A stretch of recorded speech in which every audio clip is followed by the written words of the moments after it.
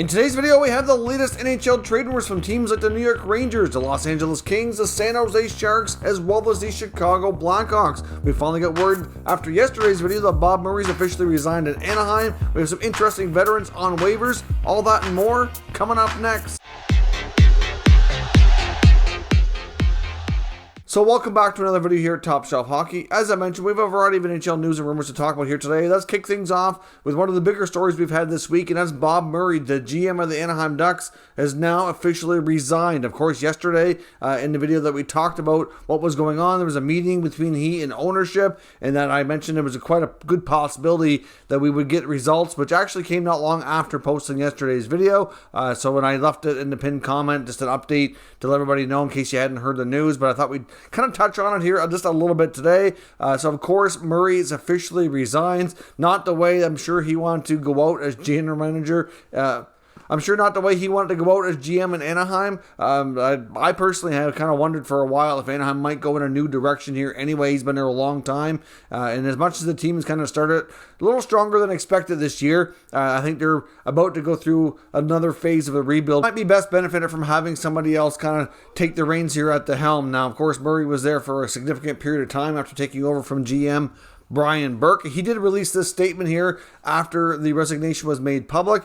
He goes on to say that I want to apologize to anyone adversely affected by my behavior. I vowed to make changes in my life, starting with enrolling in a treatment program. I want to thank Henry and Susan Samueli, along with Michael Schulman, as working for them has been one of the highlights of my career. As I step away from the Ducks, I will focus my attention on where it should be, improving my life for the betterment of my family and friends. So obviously, he needs to get some treatment. He could certainly benefit from some help by the sounds of things. Many speculate that after everything that's gone on in Chicago recently, that I guess more people have felt more comfortable speaking up and, putting complaints forward of inappropriate things that have been taking place. And might be where this stems from. We'll see what all comes from the investigation. I'm not sure if we'll get further results made public or not. I would think it's probably fair to do so, but we'll see where that goes. Now, there's already speculation on who may take over as the full-time general manager of the Anaheim Ducks moving forward. Of course, we already know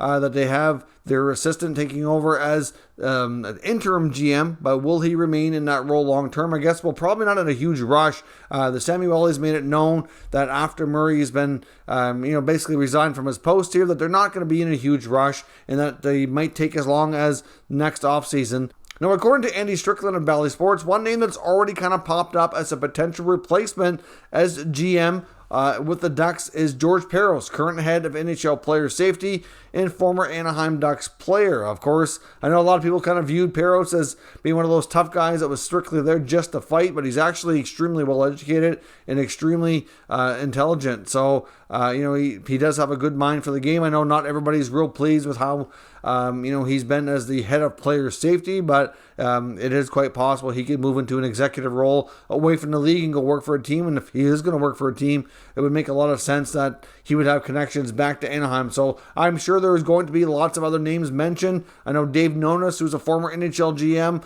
already working with the franchise, is also a possibility too. There's lots of options there, and there's going to be other prominent former GMs in NHL hockey, people that have lots of experience in the mix too. Wouldn't rule out a guy like Jeff Gorton as well. Between Anaheim and Chicago, I would think he'd have an excellent shot at getting one of those positions, depending on what he's interested in. Now, we also had a fine today announced.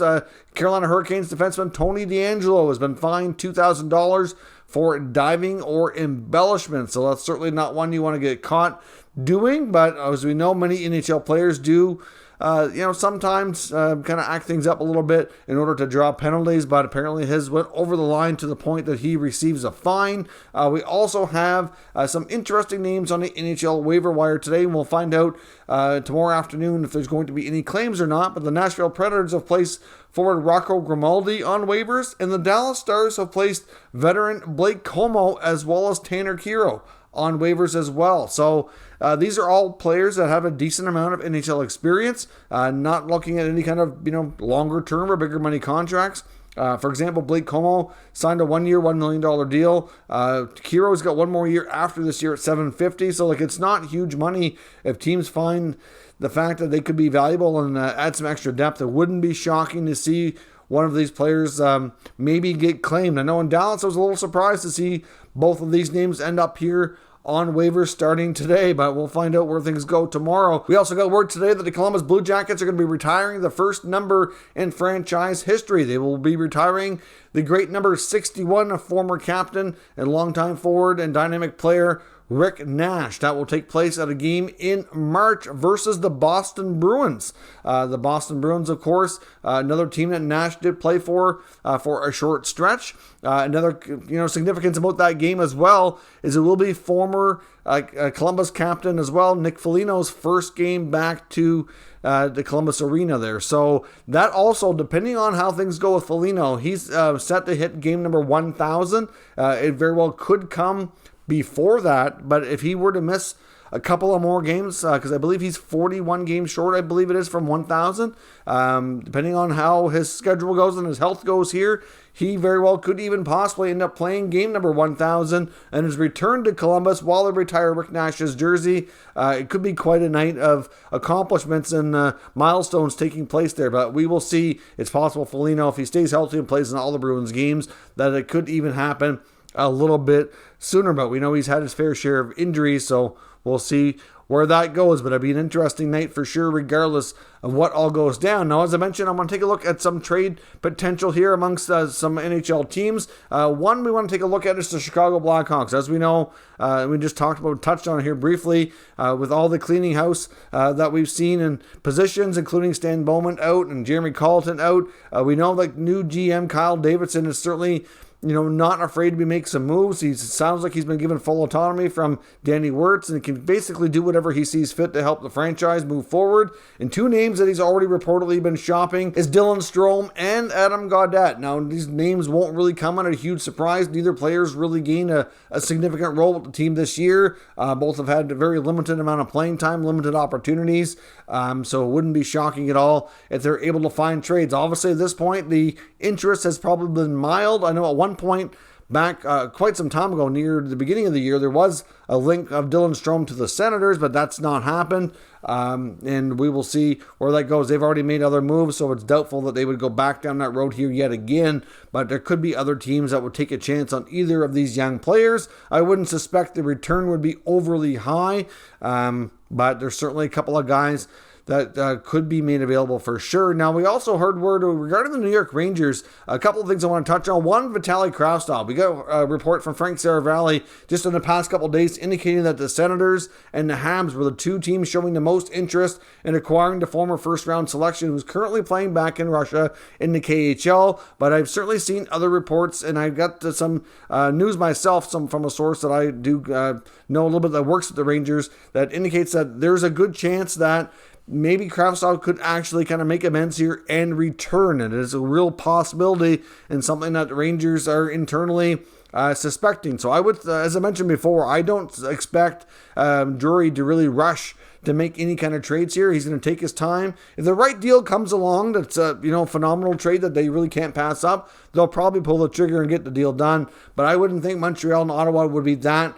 I wouldn't doubt their interest, but I don't think they'd be that much interested. They're going to willing to overpay and really wow the Rangers to the point that they can't resist the offer. I would be surprised early in this season if things are going to go down that road. Both of those teams have gotten off to rough starts. I know the Sens, a little bit of it is their own doing with how they played early on, and a lot of it's COVID related lately as well. They now have 8 players in COVID protocol, adding another one today, actually 2 more today, Matt Murray and Alex Formanton. So, I'm surprised the NHL is letting them carry on and continue playing, that their games are not going to be postponed for a little while, at least as of yet. That's something that's likely going to be coming here soon. But regardless, Kravtsov, I think they're definitely going to take the wait and see approach here, and it wouldn't be shocking if they had one last shot at making him a Ranger before he ends up getting dealt. But another piece of information that comes from the Cold Stove podcast, which is a great source of information as well, which they certainly had everything kind of bang on when it came to Jack Eichel.